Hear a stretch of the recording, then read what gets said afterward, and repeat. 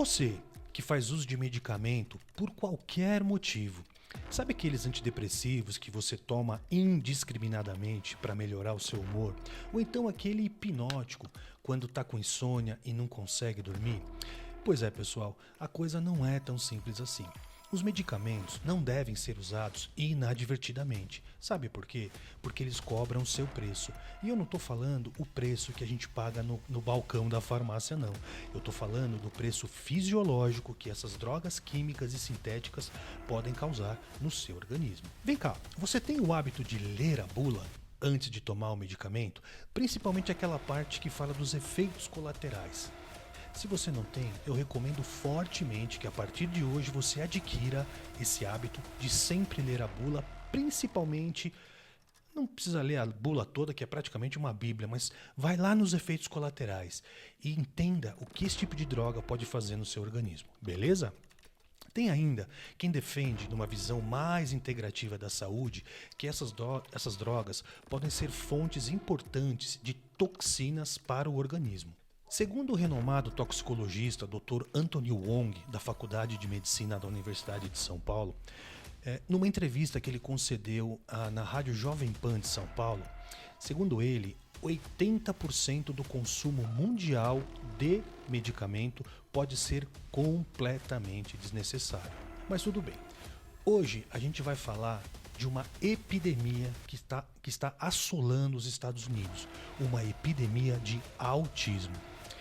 E sobre os dados que a indústria não faz questão nenhuma que você saiba.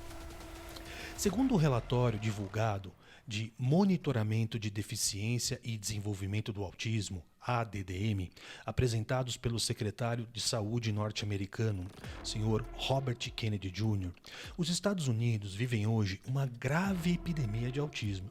E como o mundo geralmente segue as tendências americanas, é praticamente certo que uma hora ou outra essa epidemia vai chegar por aqui também. Mas afinal, o que é o autismo? Quais são suas causas? E ainda, ele pode ser evitado? É disso que a gente vai falar hoje. Então, se vocês já estão prontos, sentem num lugar confortável, pegue sua pipoca, o assunto hoje é pra lá de importante e interessante e vem comer!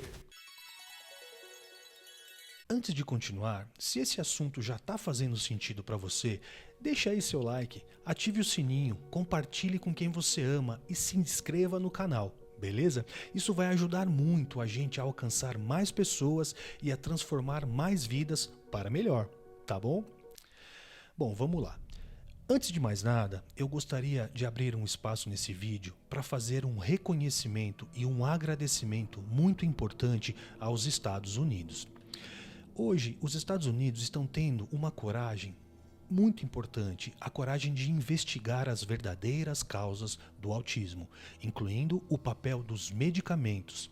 Isso é uma iniciativa rara e que esse exemplo sirva para outros países, inclusive o nosso, e que as nossas autoridades sanitárias tenham uma responsabilidade ainda maior para com a nossa população e principalmente para com as nossas crianças, que são as nossas maiores riquezas.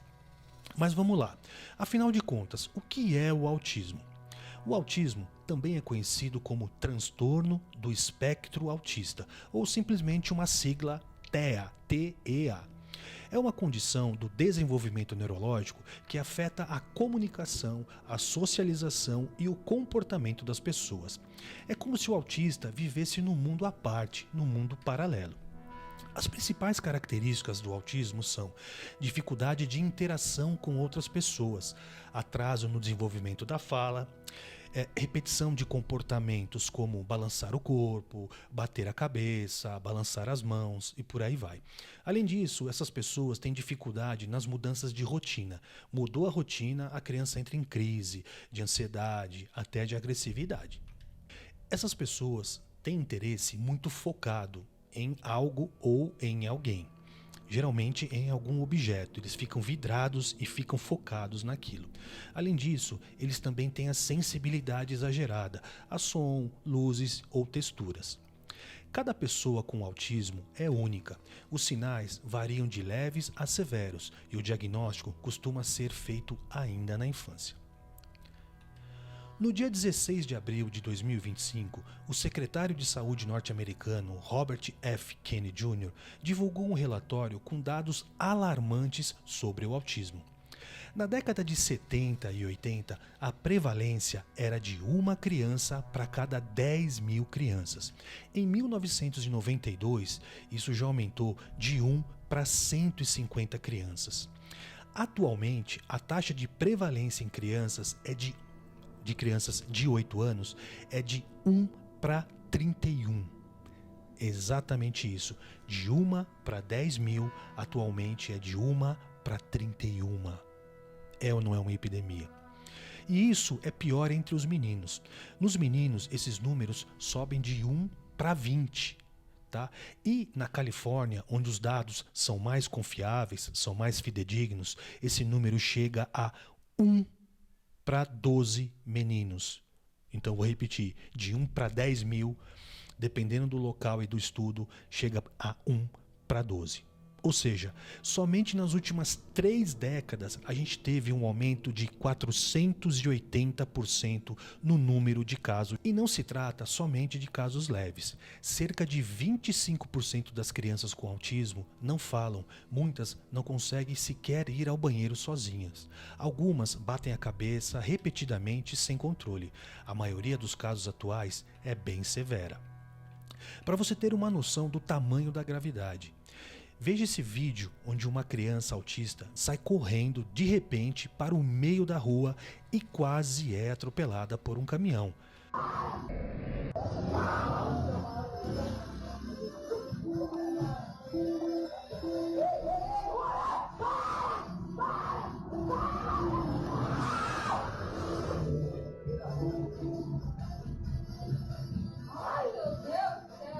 Pois é, isso é o autismo. Ela estava vivendo no mundinho dela e nem viu o caminhão. Em entrevista coletiva, o Sr. Kennedy criticou duramente a ideia de que esses números se devem somente a uma melhora nas coletas de dados de pesquisa. E notar que isso é uma farsa. E então você deve se questionar: por que é tão abrangente? Por que isso foi jogado contra nós por tantos anos?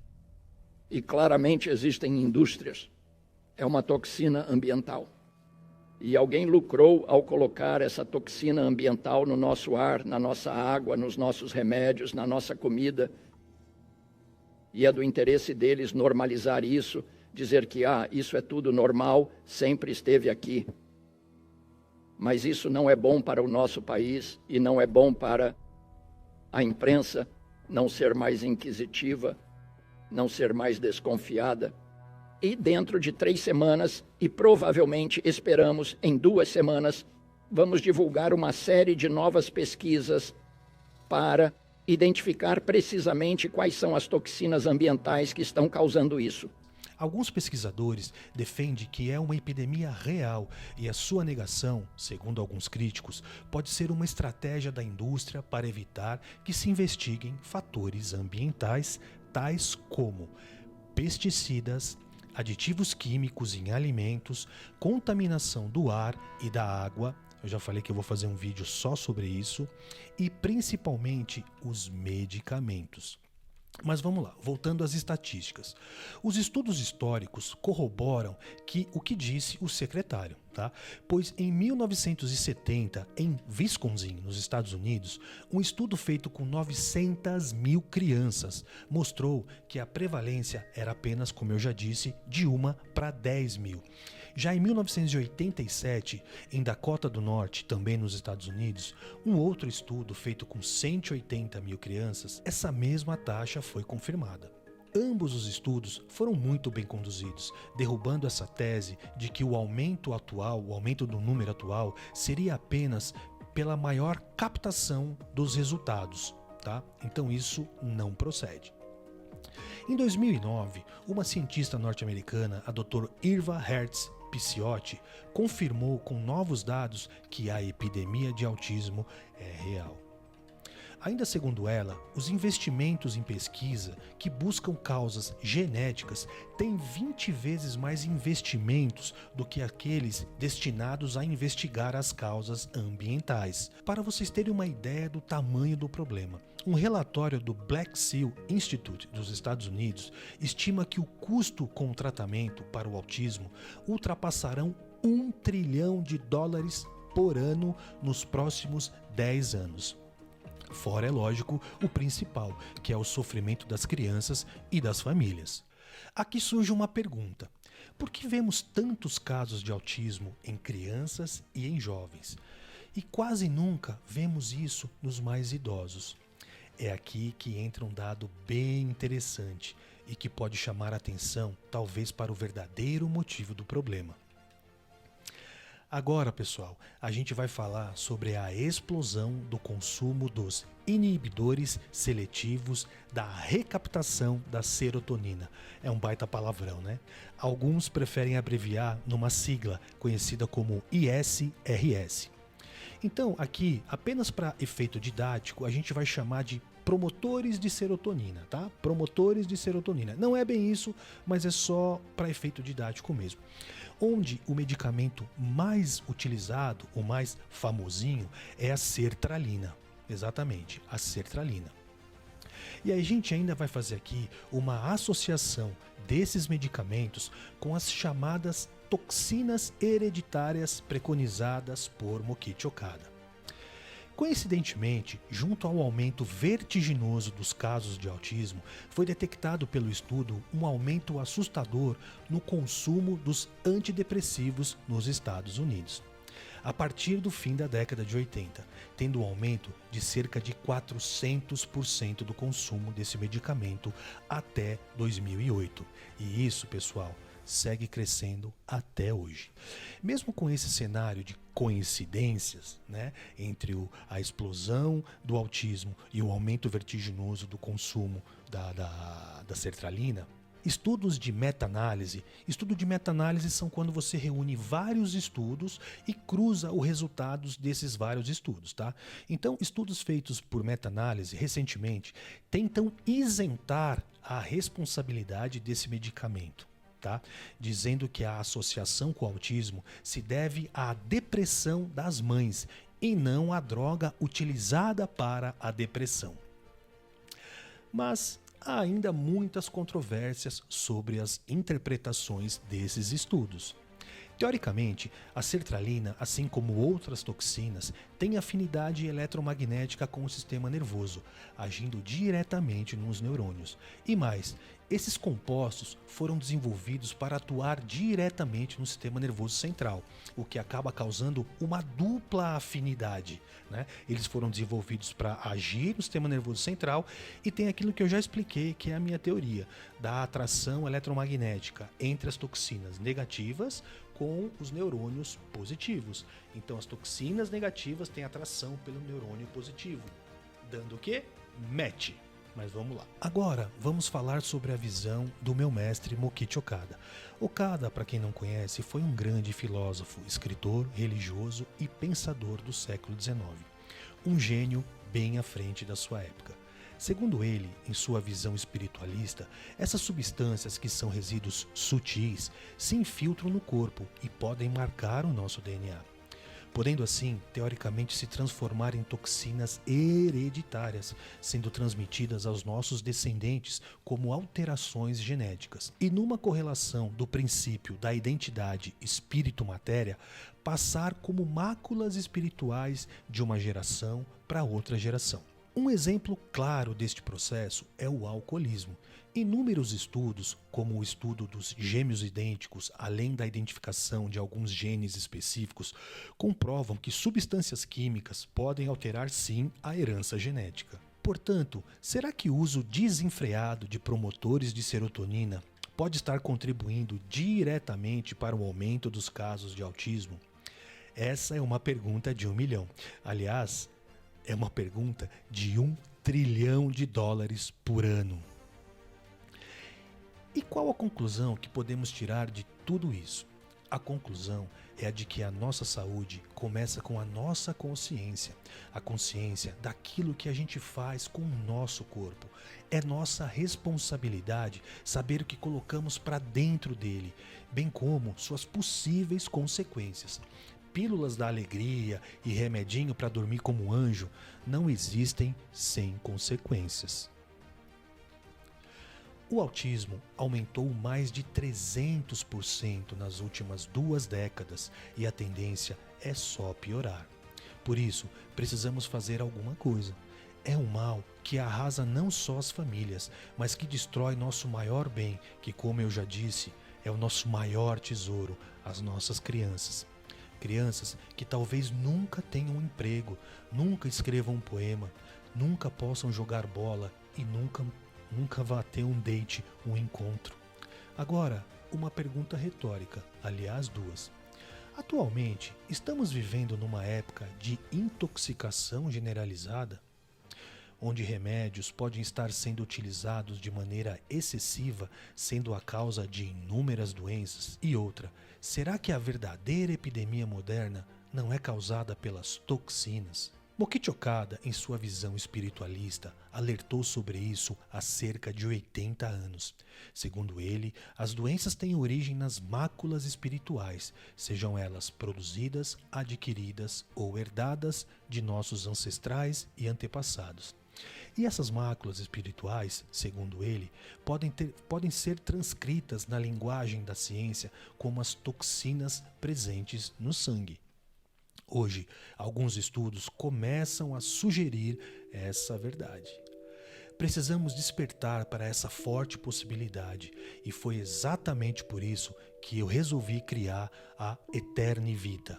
A Eterni Vita nasceu para aplicar na prática a sabedoria de Mokichi Okada associada aos recursos da medicina moderna.